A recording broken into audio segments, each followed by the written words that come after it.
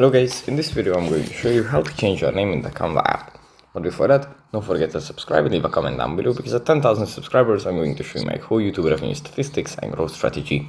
So without further ado, let's jump right into it. First we have to open up the Canva app.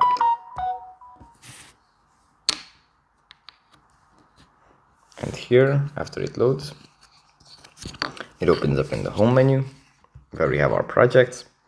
From here we go into the top left corner and tap on the three lines. Then here at the bottom we find settings. Tap on settings. This is going to load again. Then at the top we find your account.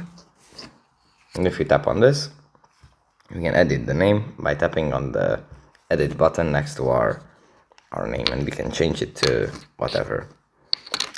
So yeah, that's pretty much it for this video. Hope it was helpful for you guys, and I'll see you in the next one.